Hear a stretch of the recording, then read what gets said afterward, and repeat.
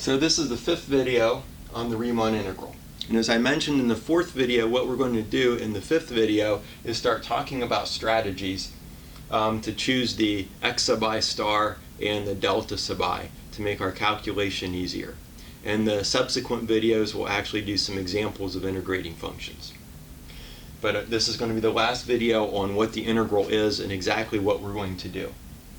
There is a theorem that I don't have in your notes that says if you have a continuous function on a closed interval, so if f from AB into R is continuous, then f is integrable on AB. And so I've drawn the familiar picture again. I put the function again above the x-axis only because it makes the picture easier to draw. So this is the graph of the function y equals f of x. It does not have to be positive, but it just makes the picture cleaner if I do it this way. We're going to employ some strategies now. So we're going to do two things that make calculating the integral a little bit easier. The first thing is we're going to chop our interval up into subintervals of equal length. That's the first thing we're going to do. Remember, these intervals here, these subintervals don't have to be the same length, but they're allowed to be. And it's going to make our calculation easier if they are. The other thing we're going to do is our x sub I star that we're going to choose from each interval. We're going to choose the right endpoint. We can do this with continuous functions because continuous functions are integrable. And that means it doesn't matter what your intervals look like as long as the lengths go to 0. And it doesn't matter what's representative point you choose from the subinterval because your function's integrable. So if you already know your function's integrable, then you can choose things however you want. And we know that a continuous function is integrable. So basically what we're going to be doing in the rest of this chapter is integrating continuous functions over closed intervals. So our delta I, b minus a over n. b minus a divided by n. The length of the interval is b minus a, and then we're going to chop that interval into n equal pieces of size b minus a divided by n. So this is our delta I.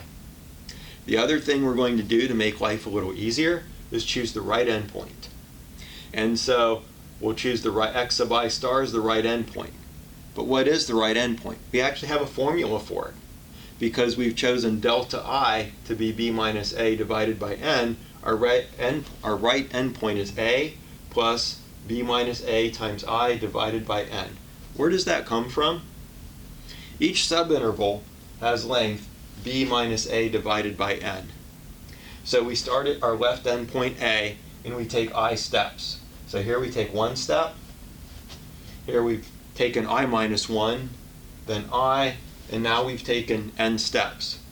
But each step that we take is of length b minus a divided by n. So we start at a, and now we've taken I steps of size b minus a divided by n. That's where this comes from. So we've chosen the right endpoint, a plus b minus a times I divided by n.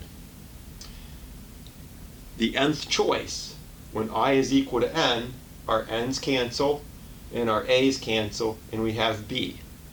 So the nth choice is the right endpoint b, which is what we want.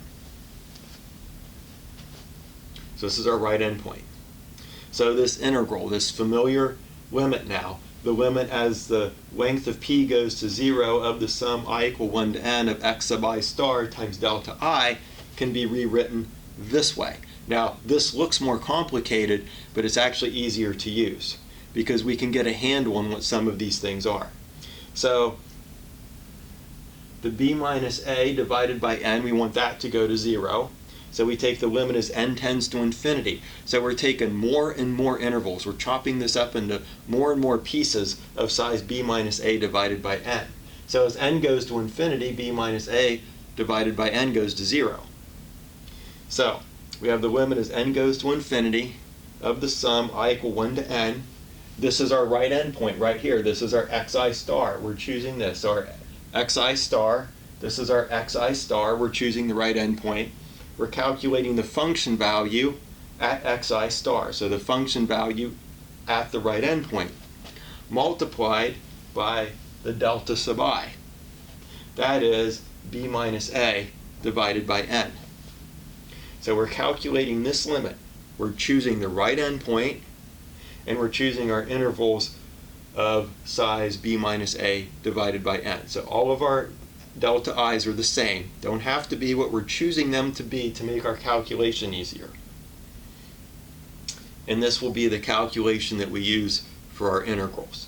And even though this formula looks more complicated than this one, as I've said, it's easier to get a handle on, because the summation formulas that we learned in the last chapter will come into play here. So we'll use those formulas to calculate this summation. And then when we calculate the limit as n tends to infinity, we're going to use what we learned about limits at infinity and horizontal asymptotes to calculate these limits. So we'll do some examples in the subsequent videos.